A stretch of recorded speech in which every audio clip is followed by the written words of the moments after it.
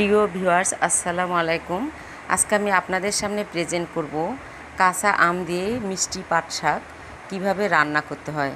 তো ভিউয়ার্স, আপনারা ভিডিওটা দেখতে থাকুন, আমি শুরু করছি। তো দেখুন ভিউয়ার্স, তরকারিটা রান্না করার জন্য আমি এখানে প্রথমে কিছু মিষ্টি পাট শাক নিয়েছি। আর শাকগুলো কতটা সতেজ, এখন আমি শাকগুলোকে সুন্দরভাবে বেছে এবং ধুয়ে নেব, তারপর আমি রান্নাটা শুরু করব। দেখুন ভিউয়ার্স, শাকে দেওয়ার জন্য আমি এখানে একটা কাঁচা আম নিয়েছি। এখন আমটাকে আমি ছুলে কেটে নিব। তো দেখুন ভিউয়ার্স, আমি আমটাকে ছুলে পাতলা পাতলা করে কেটে নিয়েছি। ভিউয়ার্স, শাকগুলো ধুয়ে নেওয়ার পর আমি একটু ছোটো সাইজ করে কেটে নিয়েছি। শাকগুলোকে রান্না করার জন্য আমি প্যানে পরিমাণ মতো তেল দিয়েছি। তেলটা গরম হয়েছে। এখন আমি দেখুন কিছু উপকরণ রেখেছি, রসুন, শুকনা মরিচ আর কাঁচামরিচ। আমি এখন আমি এগুলোকে ভালোভাবে ভেজে নেব। ভাজা হয়ে গিয়েছে, এই পর্যায়ে আমি শাকগুলোকে দিয়ে দিয়েছি। এখন আমি এখানে সামান্য পরিমাণ লবণ দিচ্ছি, কারণ লবণ অল্প দিতে হবে। শাকগুলো অনেক সময় দেখা যায় লবণ পাওয়ার পরে কমে যায়। তো দেখুন ভিউয়ার্স, আমি শাকটাকে একটু নেড়ে ছেড়ে দিচ্ছি।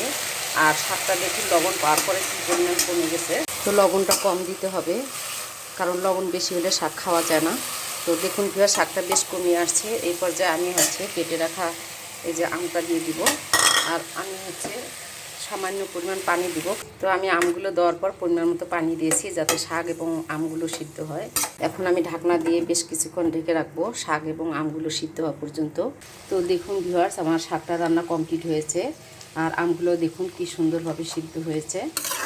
তো এই পর্যায়ে এখন আমি চুলাটাকে অফ করে দিব আর আপনাদেরকে পরিবেশন করে দেখিয়ে দিব। তো দেখুন ভিউয়ার্স, আম দিয়ে আমার মিষ্টি পাট শাক রান্নাটা কমপ্লিট হয়েছে। আমি আপনাদেরকে পরিবেশন করে দেখাচ্ছি। দেখুন ভিউয়ার্স, কতটা সুন্দর হয়েছে।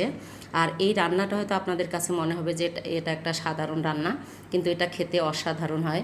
তো ভিউয়ার্স, চাইলে আপনারা এভাবে রান্না করে খেতে পারবেন। আর আমার এই সহজ রেসিপি যদি আপনাদের ভালো লেগে থাকে, তাহলে অবশ্যই আমার ইউটিউব চ্যানেলটিতে সাবস্ক্রাইব করবেন, লাইক দিবেন, কমেন্টস করবেন এবং শেয়ার করবেন। আর যারা আমার ফেসবুক পেজ থেকে দেখবেন, অবশ্যই আমার ফেসবুক পেজে ফলো দিয়ে পাশে থাকবেন। তো ভিউয়ার্স, আপনাদের সাথে আমার আবারও দেখা হবে নতুন কোনো ভিডিওতে। সেই পর্যন্ত ভালো থাকবেন, সুস্থ থাকবেন। আল্লাহ হাফেজ।